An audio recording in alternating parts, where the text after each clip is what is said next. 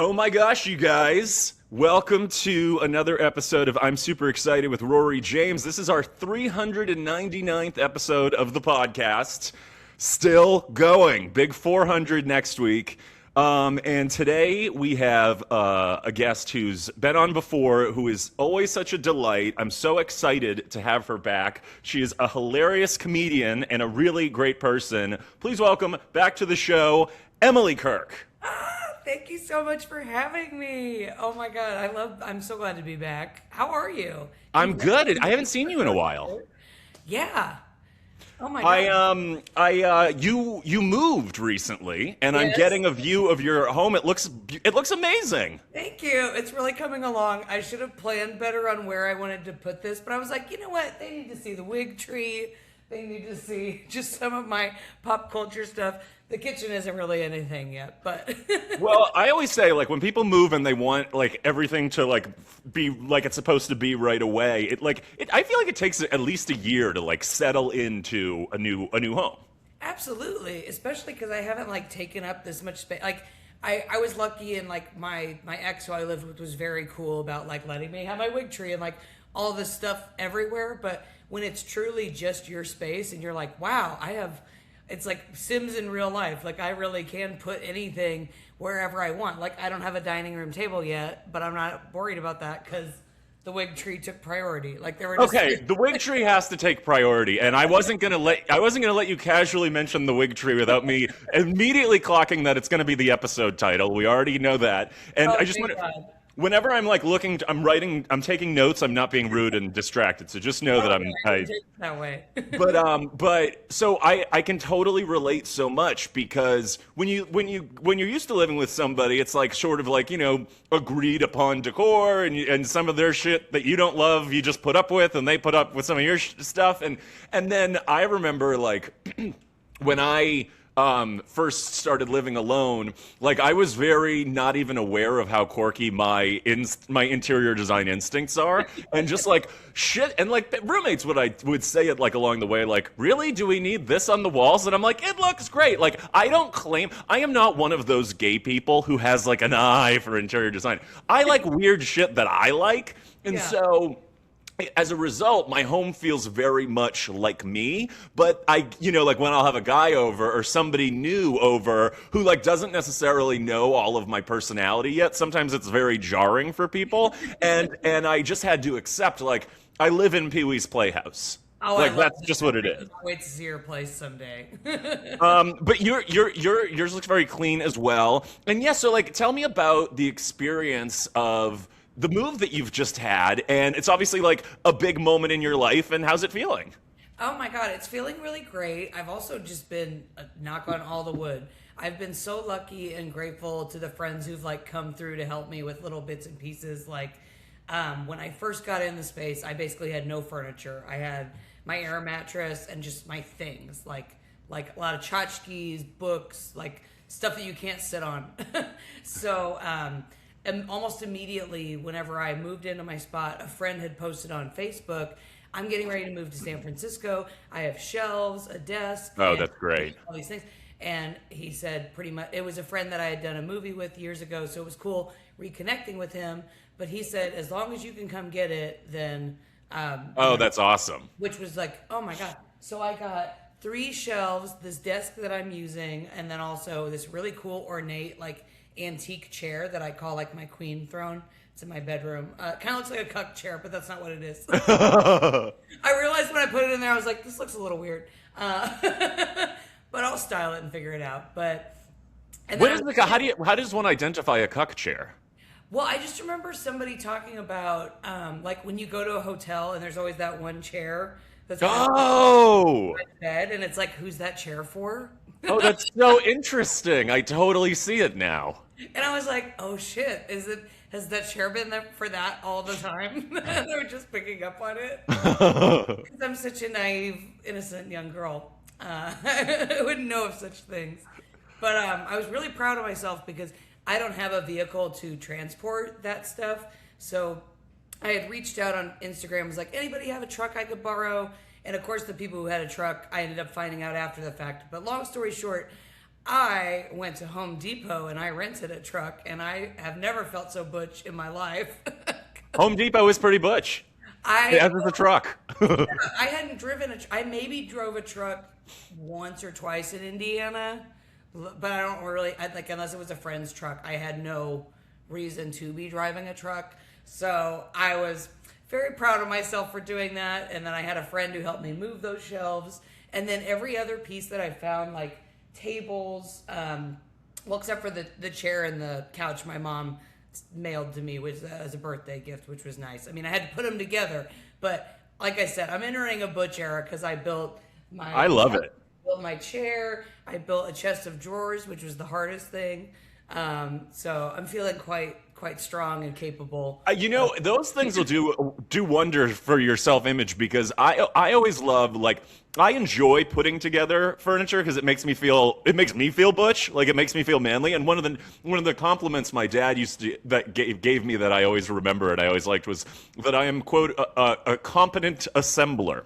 But it is, and I do believe there's something that gets chemical in our brains from like doing things with your hands and doing like practical things. And it sounds like you also have like really great friends who stepped up and because that's like so huge. I just remember like, especially like when you're starting out in your 20s, like everything you have comes from somebody, like it's from somebody else that had it and didn't need it, and it's amazing. But it doesn't surprise me that you have really great relationships and don't get embarrassed, but I'm going to say really nice things about you. Oh. I feel like your energy is just contagious, and it's what makes you really good on stage. It's what makes you a really good host of shows, is that you're always just like, and I noticed this just from following you on socials, you're always so like excited and grateful and like having an awesome time. And it's like it's a vibe and it's a mindset to go through life, and you're not saying like, oh, my life is so perfect, and you're not like showing off. You're just like sort of like clearly going through life being like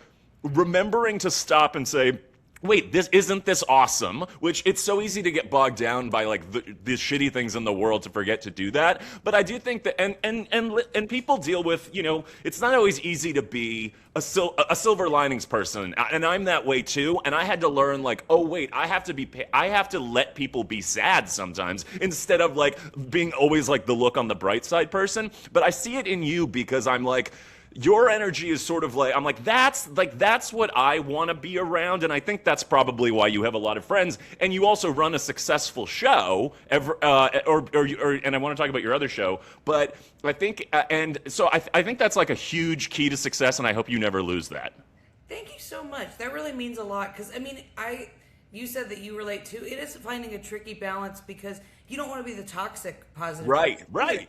Toxic positivity is a thing, and it's like when I have gone through those dark fucking periods, because we all have, because we're humans, that doesn't always help to have that person that's like, why aren't you just grateful? And, remember, things could be a lot worse. And it's just, I started doing the artist way and like stuff like that, I think helped with my just mentally being a little more whimsical and like a little more woo-woo, if you will. Like, I'm not banking on the universe to solve my problems, but I'm also grateful for all the little things that do happen. And then I notice when I'm grateful, more things tend to happen. So it's kind of a win-win for everybody. And the other thing I always tell myself is, because I do get so upset with the world, especially with how things are going, and things that I don't have control over, something that I do have control over is how I respond to That's it. and how I can be in the world. And therapy was a big part of that for me, helping me to have a better understanding with that. And so, yeah, that was my long-winded way of saying. No, that's amazing. I actually have therapy after this, and everybody who listens to the podcast knows, like, I found this incredible therapist in the last year of my life. I've had so many incredible breakthroughs that have really shaped my mindset. But what you were saying also reminds me of, like, the experience of being in Los Angeles and being in comedy. It can be so difficult and demoralizing, and it can be, and you come across a lot of comedians, especially, who are frustrated and angry and resentful at what they haven't gotten, or what level they're at, or where they thought they would be, or the money, or whatever. And I always think, God, they're really in it for the wrong reasons, and that, like, the comics that I like to surround myself with are the ones that are like we said, guys, like, isn't this awesome? Like, we get to put on a show. Like, I like people who act like Muppets. You know, I always say like we're like Muppets as comedians. It's like, hey, you guys, let's put on a show. That's my dream. Like people talk about like their career goalposts. I want to be on Sesame Street and I want to be on the Muppet Show. I have always wanted to work with the Muppets, and I feel like it would be something with Miss Piggy and something like I don't know what it would be, but I would like I've always wanted to do a scene with Miss Piggy, and there's just like a lightheartedness and an optimism to that show. But okay, so we mentioned your show, M's Hotcakes Comedy. I am doing it. Let's plug it. I'm doing it on September 21st. You do it every month. How long have you been doing it now? Oh my God. So I think it's actually, I should have posted this, but I'm pretty sure it's our 5th year this year. Wow. Which is crazy because it doesn't feel, I mean, it feels like that, but it also doesn't because the show's gone through so much growth and like interesting, cool stuff. And time flies when you're having fun. So, well, and I always say it is not easy to run a show in LA with, where every month you have to fill the room and book the comics and host the show.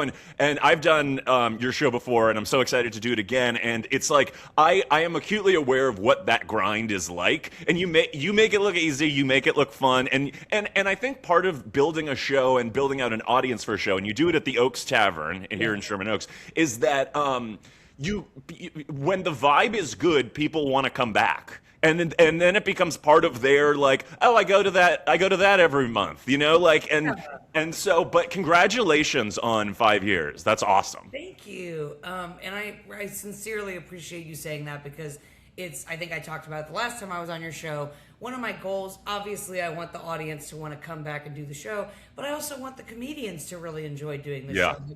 I feel so happy when other comedians say that they look forward to doing the show and they love coming back to it because at the end of the day, I'm aware that it's a bar show. I'm aware that I'm not paying the most money, but it's like I'm doing what I can to make it just a fun experience and like a validating and satisfying, like just a good time for everybody. Like all my comics get, about 10 minutes. You get a drink ticket, you get photos from the photographer, you get a fun time with me, like not just with me, but like our audience. I think our audience is really cool because we have a mixture of like regulars that I've made from the bar hosting karaoke, but then I've got a lot of like younger kids that come in that have told me like I was their first comedy show because they so have to go to bars. Isn't that awesome? Like I just headlined Boston for the first time, and that's where I grew up, and so it was a really exciting show. Because also like headlining on the road is sort of new for me, and there was all and I put all this pressure on myself to sell tickets because when you're the headline, like it's sort of like that's another different ticket selling pressure. And there was this kid I met after the show who was like just getting into comedy and like and really wanted to ask me about like where to start, and he was figuring out like improv, and I was just like so happy. Like that was one of my favorite conversations I had after the show because I was like, oh, like let me tell you everything I know. Like it's just really cool to have been doing something long enough where like and like you said, like you can be there first. Like that's a very memorable experience because I'm sure you and I both remember like early shows we went to where we were like, wait, I could do that. Like so that's really cool. Yeah, and we kind of have like a homie. I mean, again, it's a bar at the end of the day, so it's like sometimes people come in and they're talking because they don't know that there's a show going on, and I just kind of give them a nice little nudge, and then things work themselves out. They either stick around for the show or they end up going outside, but most of the time they stick around because they're like, oh, this is cool. Because I think sometimes when people are like surprised with comedy at a bar, it can be a little hostile. Like I've been on some of those shows where it's like totally. Like it's a very hard line to tread because you do want to be respectful to the show and the performers, but at the end of the day, there's people coming in thinking it's just a bar. Well, I always think that's one of the funniest things about comedy is that like but it's also very important as a comedian to like as you're quote unquote growing up in comedy to understand how that is part of the job and you have to know what to do with that. And it's so absurd that you're like forcing like just mentally where I'm like, okay, I've come to force comedy on people who are just here to drink. Like I remember one of the rowdiest ones I did was it was the summer that monkeypox was happening. And so okay. things were tense at gay bars because people were stressed about like that. And so it was at the one on the east side, the Eagle maybe. Very nice space for a show, except for that I think the bar's in the middle. And anyway, like people were stressed. People were like, it was right after COVID, so people were like just wanting to like be together and talk. And so like if you were there to just like see your friends again for the first time in several years, like I can see why comedy wouldn't be. And it was like late, and they were drunk and loud. And I didn't even mention. This is the one where where there's gay porn playing that's on what the. I was thinking was the porn on while you were performing, because that's hella distracting. Have you done that show, or you've seen? I haven't done it, but I mean, I've been to those.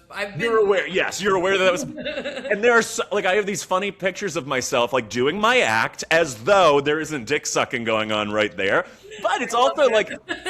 But like the challenges of, okay, we're forcing comedy on these rowdy bar people. They just want to drink and talk, and there's porn. Got it.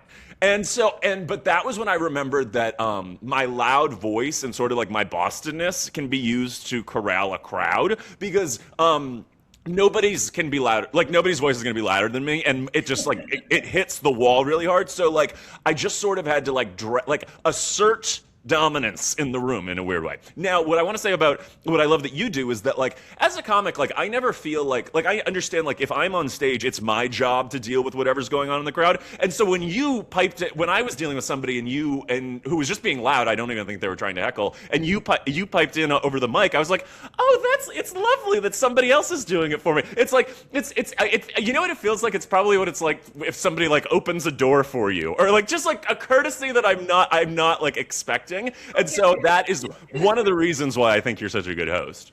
Because somebody's told me before, like, I give mom energy at shows, and they were like, it's funny when you, like, mom out and you, like, tell everybody to, like, be quiet because somebody else is talking. And I was like, oh, no, I hope that's not how it comes across. Like, I'm, like, essentially giving the mom arm, like, being like, you can't. No, you know what it is? It's like, I would say it's more like cool babysitter.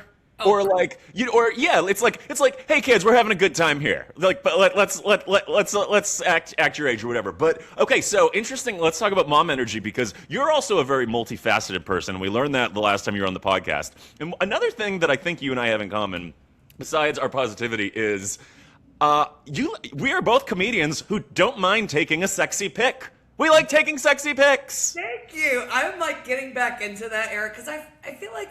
Not like I never had a body positivity era, but like I've had ebbs and flows of love with my body. Like there's been some times where I really dig it, and then like I don't know, like especially when the last few years, well I shouldn't say that. I guess like 4 or 5 years ago I would get in this rut of like looking at photos of me from college and like all this. Oh boy. When I was like technically the thinnest I'd ever been, and I'm like, God, I was so hard on myself. I looked great, and then I noticed I was being hard on myself at that present time.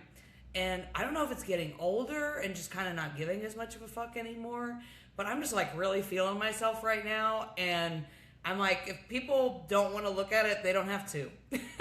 Well, you know, it's interesting. Like, I have so much to say on this topic because as you know, like Mariah Carey is like my diva, my love and my inspiration in so many ways. And she is known for taking really over the top, sexy photos.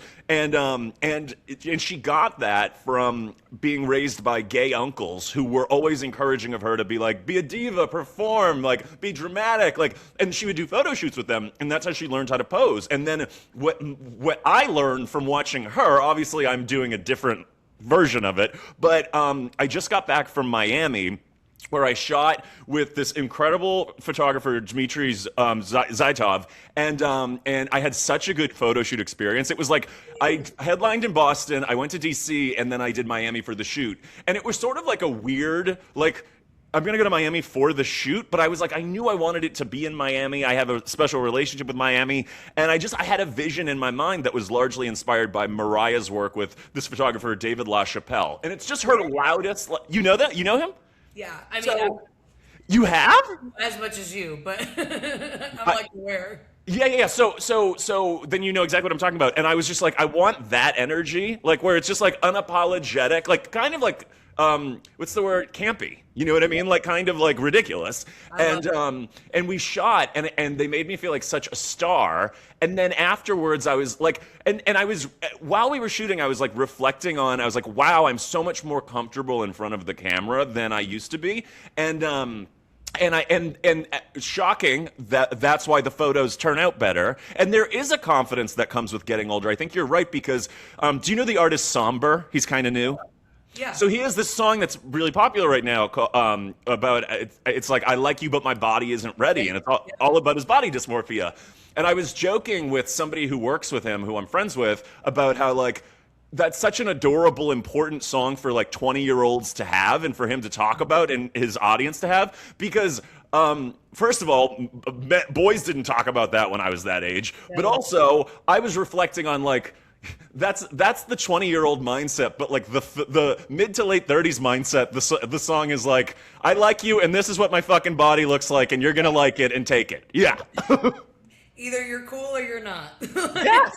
But I think the other reason I brought up the topic, aside from I'm excited about the photo shoot I just did, is that I like when comedians are multifaceted people. Like, because for a while I was like, oh, is this really like you wonder if is this distracting from the comedy, or is this like not the point or whatever? And then it's just like, no, like I'm glad I'm not one of those comics that's like too cliche of a comedian, and that's all they are, you know, is like, and so I don't know, I applaud all comics who like have other shit going on and like sides to themselves. It's more interesting.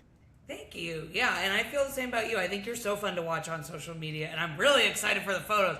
That's the thing, like, I always joke with everybody that I'm like a big pervy person and all my friends are hot, but like, I love having hot friends. Like, I love having hot friends. No, and like that's what friends are for, is to gas you up. You know what I mean?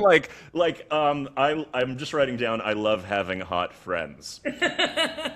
There might be something there. Emojis on your photos, no problem at all. You know what we should do sometime? We should write together sometime, because I like a lot of things you're saying. I'm like, wait, there's material there. So I would love that, honestly. So good thing I'm keeping notes so that I can circle back. This happened recently with another podcast guest.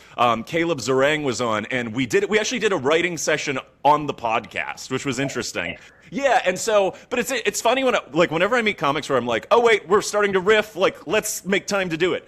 But what were we just fucking talking about?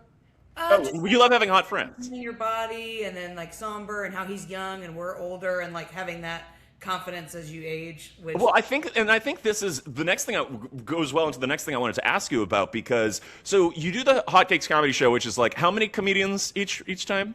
So I go back and forth. When I first started, I would do 8 to 9, but then we kind of got a little bit of a time.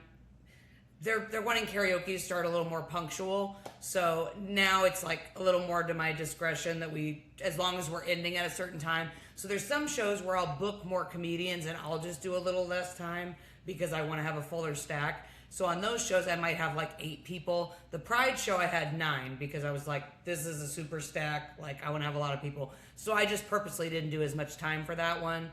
But I believe on your show we have 8. That's a great way that makes a lot of sense, and I also think it's really smart that you do the themed ones, because I saw that you had the Pride one, and that's just a great way to like keep it spicy, keep it interesting. I love a theme, girl. If I could do a theme for every show.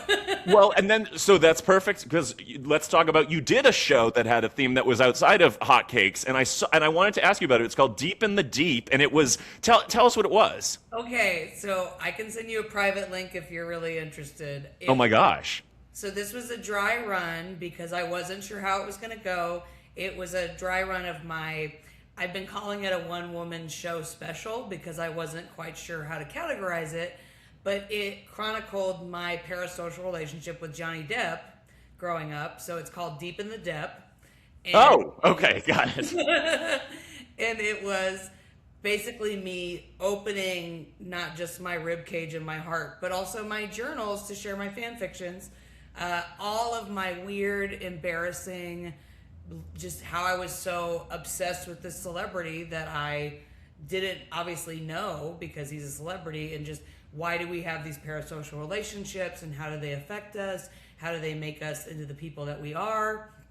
And it was really cathartic and cool to do. My mom came to watch it. I made like a whole video it was a small segment of the show, but like people were giving like testimonies of like all the silly stuff that I used to do. Like I would give my friends Johnny nicknames. I would have Depathons, which was like movie festivals where I would show them all these like deep cuts, and just kind of exploring how, even though that part of me was this kind of skeleton in my closet that I didn't want people to know about, because when I moved to LA, I didn't want people to think I was some celebrity obsessed. Right.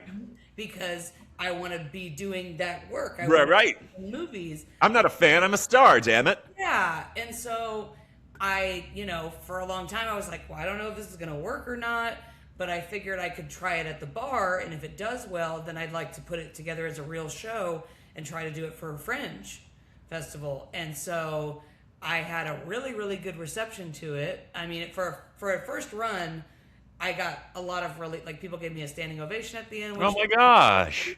really felt really good. And then one of my friends who's done Fringe before, she actually told me like, this would be really good for Fringe, not knowing that's what I wanted to do. And she even said like she'd be open to possibly directing. So I'm very excited to see where it can go, because a lot of people just really resonated with it, because even though they didn't necessarily have Johnny, they had someone that they looked up to or aspired to be. Well, that's what I was going to say, is that like having a strange relationship with a celebrity in your head is extremely common and relatable, and they manifest in different ways. But like already this episode, I've brought up Mariah multiple times. Like I can totally relate. And what was interesting was that like maybe because it wasn't as sexual, but I don't know. I never was ashamed of the Mariah obsession. Like and if anything, there was some sort of like because she's such a conventionally beautiful woman, there was some sort of like a "see I'm straight" thing going on, but also she's like a huge gay icon. You know what I mean? So it's like, there was a moment when I was formally kicked out of my ninth grade friend group. When literally asked to leave the lunch table, and they were like, "Why are you still here?" It was really a great group of guys, and one of them said, "Is it true that you left school early to get the new Mariah Carey CD?" Because of course, boys, especially millennial boys, are not allowed to like the works of women. Women's only value is their bodies. That's what boys are at that age were, at least then, being taught. So that the implication was, what's gayer than what you did?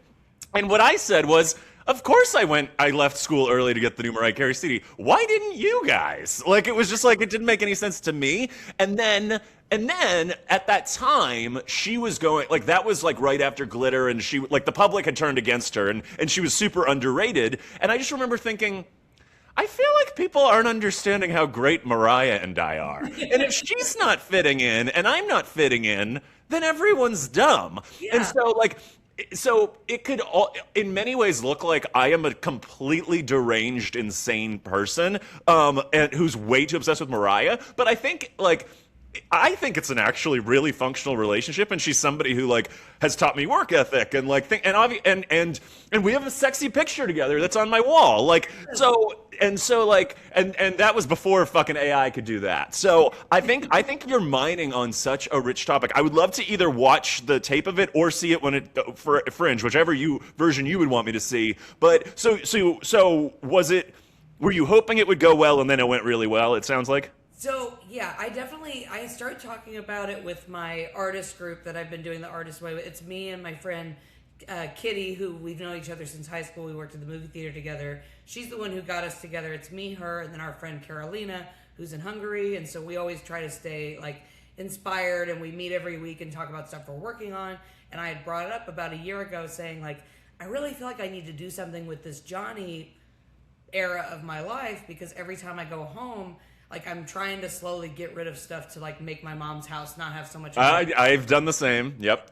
And, like, it sounds so delusional to say this, but he looks like an ex-boyfriend because he's just, like, everywhere.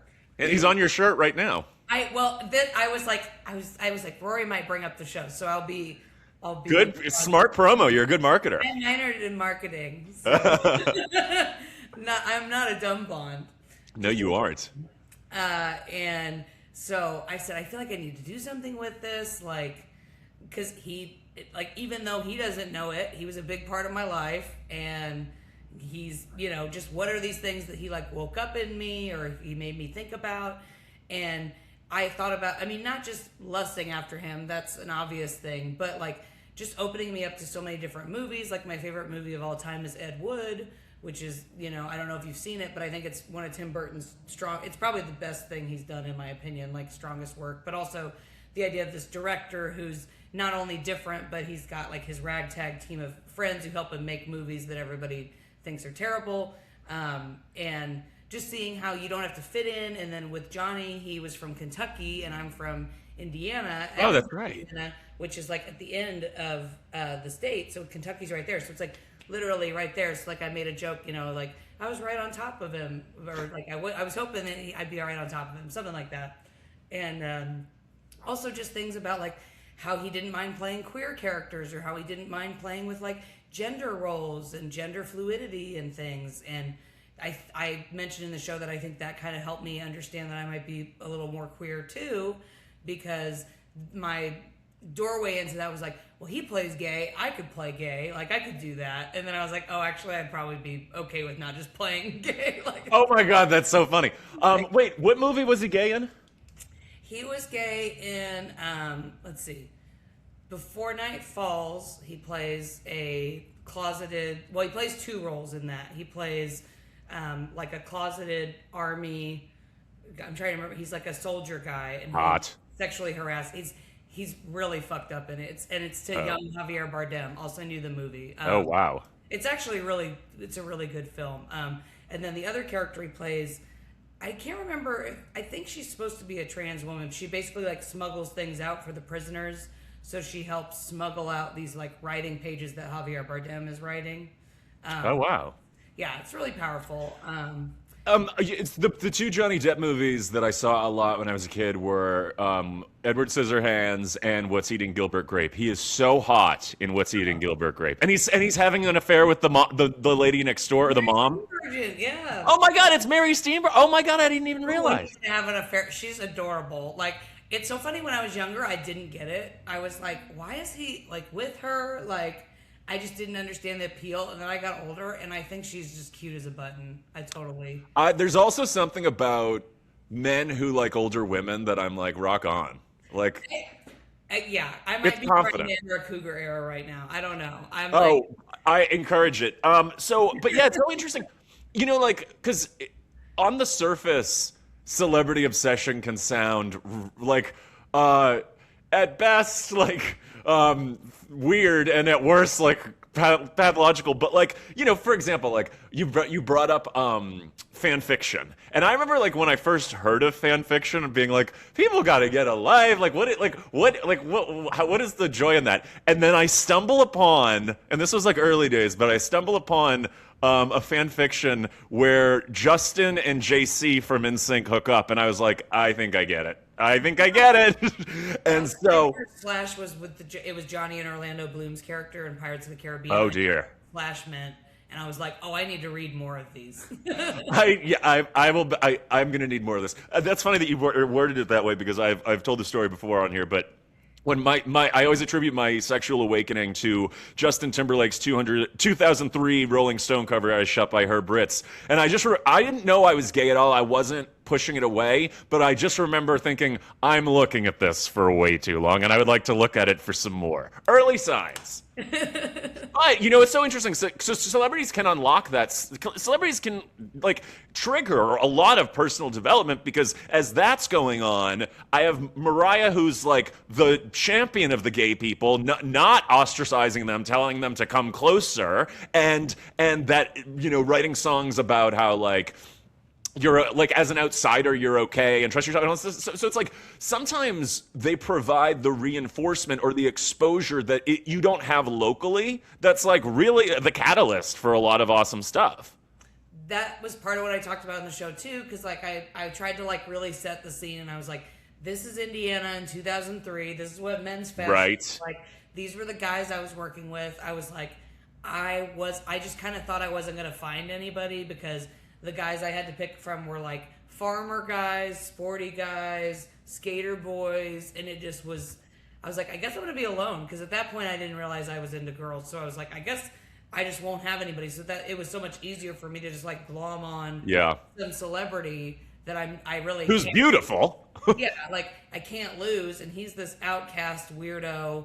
That I liked that he was androgynous and wore makeup and like sometimes did more gender bendy stuff like Ed Wood, and I was like I couldn't find any guys doing that in Indiana, so I Well, was okay, like, so here's an "That's interesting. my fan fiction," and it was so bad because I hadn't even made out with anybody yet, so Well, like that's usually when celebrity crushes burn the hardest, is when there's no actual action going on. Now, I'm curious because, when you have a crush on a musician, they're sort of, well, not always, but they're themselves. Like, as comics, we're cartoons on stage, but we're ourselves. When you have a crush on an actor, you wonder, like, is it the person or is it the perform? Like, are you enjoying them as these different characters, or like, did you get to know Johnny Depp like the human?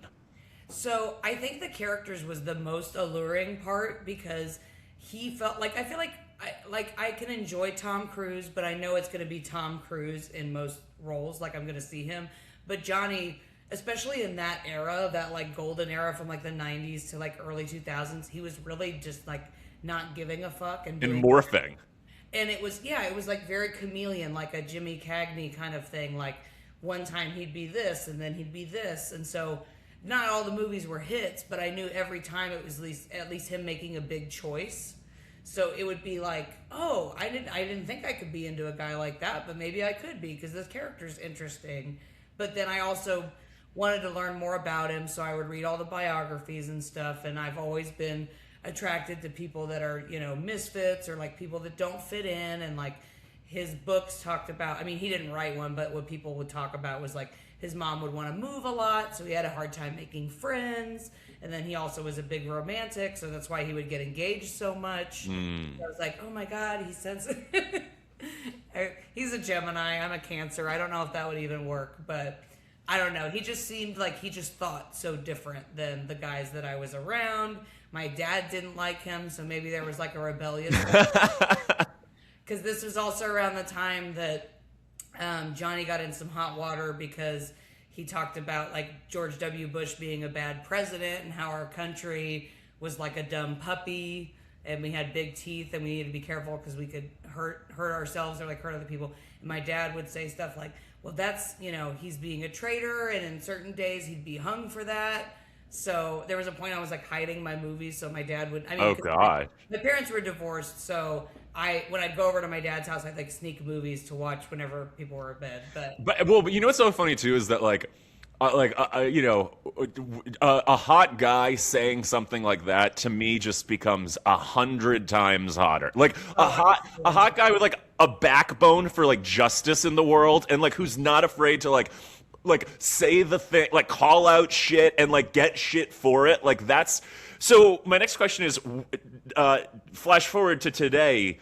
Would you want to meet Johnny, or do you not want to spoil the idea of Johnny? It's funny because a couple people asked me that at the show, and they were also like, "What if you get a cease and desist?" And I was like, "I don't think that would happen," because I wasn't really talking bad about him. But I'd still be down to meet him. I guess in my mind, I always thought it would be cooler to meet him in a professional setting. I know that feeling. Casual thing. Like if we could be on set, like even if it was just like a little part, like it'd be really cool to meet him in that way, as opposed to meeting him because he's heard about. But also maybe it wouldn't be that bad if he heard about the show because, like I said, at least from the feedback I've gotten from people, it's more like endearing and not like I'm not really villainizing him or putting him on a pedestal. I'm just saying you have to remember at the end of the day, these artists are people, and you can't like project more on them than what they are as people. Right. Well, what I would also say about that too is I know exactly that feeling of like I want, especially at this far in, like I don't want to be seen as a fan. I want to be seen as like a professional. But remember, like if he did hear about the show, it would be this comedian does the show about me. Yeah. So like that would still be a way for him to meet you, not as a fan, but as as both a fan and as a professional. But So I know the feeling of getting ready for a big show and when you really kind of put your heart into something and it's sort of all consuming. Have you been able to write like other material or have you been really like focused on the Johnny stuff? Lately, at least. I've been working on some other stuff. I'm really trying to explore like, because I'm not really like a quippy comedian. Like, I'm not somebody who's necessarily like a one-liners person. But something that I do think I excel at is just like life experience or like stories and observations. So I've really been trying to like take more of a deep dive into like all those like vulnerable things and stuff that makes me who I am, because those are a lot of my favorite comedians, are the ones who do make themselves a bit more vulnerable. Like, I think political takes and stuff like that is very cool and it's very timely, but I just don't know. Like, I think I can do anything I set my mind to. If somebody was like, we're doing a politics show or we're doing a this, I could figure it out and write a set for that. But I think what I really enjoy is like sharing parts of myself with people, and I hope that doesn't sound vain. No, I think no. I have the understand me more, maybe. yeah. Well, we all don't want to be reduced to like one thing, like comedically. Like I don't want to be just the sex jokes guy. Yeah. Because I don't want it. Because I also want it to be clear that I'm not like just vapid and horny. But those are the jokes that resonate a lot. And I am very I'm a very political person, and I know I have very strong feelings, and I talk about them sometimes. I try to talk about them in ways that I feel like can be impactful and not just me venting to the world, because I did that for an election cycle or a 4-year period, and it didn't work. So and also Rosie O'Donnell says this because like me, she's an Irish loudmouth lady, and she's like, I get too mad when I go political. Like, I'm not really that funny, like me mad, like Boston white guy angry is not funny. Like, it doesn't work. And but it's interesting too about like when like I've been really challenging myself to write about, like, I have a ton of new material about therapy and all of the things and all of the like ways that I've misunderstood how therapy works, and like I'll just mishaps with me accidentally doing material to my therapist, like all of that, and he's so supportive too. He's like, just tell me the punchline because you'll feel better. I'm like, okay, but so I also, it's interesting when you when what you're saying resonates with people in a way that triggers them, because sometimes the sex jokes don't get a lot of flack other than like some mild slut shaming, which like, okay, like I get it.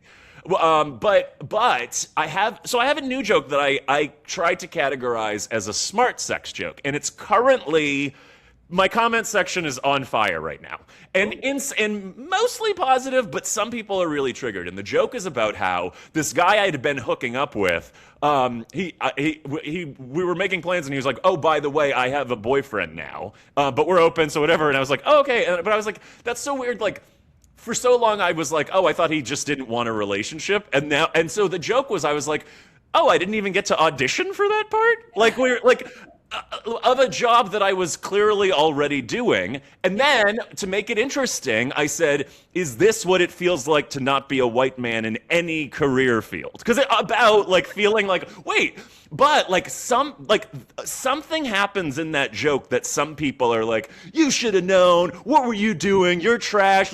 You're nothing but like a body. Like I was like, whoa, how did I become the villain? No, I took that at all. Well, and it's interesting. Oh, so you saw the joke, but it's interesting too, because like the one thing I didn't want is to seem like I was trivializing discrimination in hiring. But like, plenty of people were like, no, they got that. That's like, if anything, I wanted it. I was sort of playing a satire of an oblivious, entitled white guy. That's what I thought. Like, but the real anger was coming from people who were like very mad at me for having a physical relationship with this guy, and I was like, I wonder, because whenever people are that visceral and they feel like they have to go into your comments and tell you like this one guy, like, and people were treating it too like it was me asking the internet what happened. I like as though I wasn't doing a joke, and he was like, you basically like calling me like such an idiot, and I was like, I was like, you're missing the full intention here. Obviously, I understand that we were just fuck buddies and that it wasn't a relationship. Yeah. But it used to be like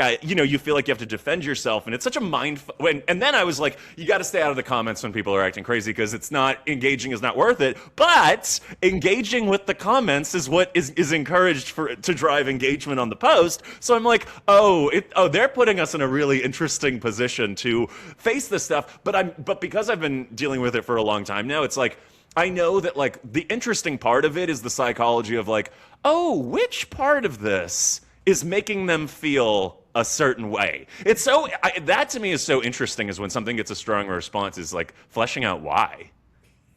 No, that's wow. And I'm not gonna be one of those people that's like, people are just looking for reasons to be upset. But especially if anybody looks at your content, like you're not that kind of person. So it's like, where did you come from? Like, the other thing too is like my jokes are so silly and dopey that like the idea of someone taking them that seriously is like so funny to me, you know. But it's also funny that like in an effort to be more smarter and interesting, that's what you get. You know, it's like, and that's the thing too. That's the other reason I don't like political humor, is that like you have to deal with people's ideology, and then it has nothing to do with you. You know, it's like their worldview, but some comics are great at it, and some comics like I think actually affect change with good political jokes. I just am not one of them. Yeah, and I respect those comedians, and it's not like I never get political. Like I actually start, because you haven't seen me in a while, but like the way I start my sets now is like, I introduce myself, or the host introduces me, and I'm like, you heard correctly, my name is Emily Kirk. And then there's a moment I'm like, don't worry, no relation. I'm very much alive, and I'm not a racist asshole. So I'm great. And generally, people give me like a good response to that, as they should. But there was a little blip on the Pride show where there were some people coming in when I had said that, and I don't know if they misheard, or I thought there was going to be a moment because they were like, yeah, thanks for your service or something like that. And I said, what? Like not being a racist? Yes, I'll do that every day. Like I'll serve. But I couldn't tell. Luckily, it didn't turn into a thing. I think they were drunk and confused. But Well, it's interesting. You know, that's a great. I actually have seen you do that on a clip or something, and I loved it. And what I love about it, similar to how it's sexy to me when a man, speaks politically and takes a stance. What you're doing there is, well, you are addressing something that the name thing that some people are going to be thinking, and I always think always address whatever the thing is. But you're taking a risk because there are people who are you're going to encounter in audiences, maybe not in Los Angeles or whatever, who are going to take an issue with that. And I think there's a lot of integrity in you starting the set being like, yes, I noticed my name, and this is how I feel about it. And I'm not like, it's very unapologetic in a way that like I think establishes you as like having integrity, and that's an interesting thing to like. But you're also taking a risk, so I approve of that a lot. Thank you. I felt like for a while I didn't address it, and I did have a friend that said like, I think that it wouldn't hurt you because my whole thing was, my branding for years has been get kirked, because I had a director tell me once, it was in my 20s, they said, every time you go on that stage, we get kirked, and I love it. Don't ever stop doing that. So I love that. That's why I say I'm Emily Kirk, and you just got kirked. So for me, get kirked has always been this positive verb, this like happy, like exciting, horny, like whatever, all these positive good things. And then for this asshole, like whenever people started seeing my tag after he was killed, they're like, oh, you mean like get kirked? And I was like, oh shit, I didn't even think about that. Oh wow. A big part of me was like, I don't want to give him any more attention. And then my friend was saying like, but you're not giving him attention, you're giving yourself, and then you're pointing out he's a bad person. So that's when I was like, yeah, I could make a joke about this, because that was where my head was at. I was like, I don't want to give him any more. Like everybody's already talking about him enough. I don't want anybody talking about him. I completely agree, and you were put in a really interesting position, because obviously you when he was alive, you probably were like, oh, okay, maybe some people are going to think, but people didn't know who his wife was. It wasn't like and then after he dies, she gets like all of this attention on her, and then you're in this position where you're like Oh God, I'm like you didn't of all people to be affiliated with, but I think you do it. You address it in a really smart way, and I've learned a lot of lessons about addressing things. One of them, I think you were. This is where the show that I met you at. Did I have my elbow bandaged because it was right after the election, and I had this giant injury after the election, and I was going to do that show, and my friends were like, so what are you going to say about that? And I was like, oh, I don't think I have to. And they were like, yes, you do. And it's like, but then I lean in because it's like, I'm sure you know too. It's like sometimes like when you address maybe something else that's going on in the room or the club or something in the city or whatever, like that's a great way to get into a set than just going right into material because the audience gets excited. At the Boston show, I opened with 5 Boston jokes. And so just stuff like that. And so, so yeah, I think that's really smart and really cool. And I'm glad we actually covered that topic because it was something that I wanted to ask you about that experience. And it seems like you've handled it really well. Thank you. I did have one show, and I know it was an accident. I was doing the show in San Diego with these awesome drag queens, and I know she had a lot of names to remember. And she was bringing me up, and she was like, "Your next comedian, Erica Kirk." I was like, "Not quite." And she was really embarrassed and said sorry afterwards. But Oh, that's so funny. I was just like, "What are the odds? Like, how funny?" Because I know she didn't mean it, but Yeah. But it happened. the news, and then you got a bunch of names you got to remember for this show. Like, Oh my God, that's wild. Yeah. Well, this has flown by, and I am so excited. This is like one of my favorite episodes we've done in a while. We covered so much good stuff. I'm so excited about your show, and I can't wait to see it. And is there anything else you want to plug or promote? M's Hotcakes is always every third Monday at Oaks Tavern at 7:15. So our next one, I should have written this date down so I could have just pulled it up easily. But you're going to be on in September, Yes. the 21st of September, if you know the song. But our next one will be on August 17th, and it's going to be all the shows are fun. And I think if you haven't been to a hotcake show, you should really do yourself a favor and do it. Because who doesn't love food and sex? That makes the world go round. I'm saying, and I can personally attest to the fact that it's such a fun, hilarious show. And you're still at Get Kirked on Instagram. Take it, owning it. Yes, I'm not changing it. Nope. Good for you. Well, thank you for coming back on. This was such a delight. And until next week, you guys, stay super excited.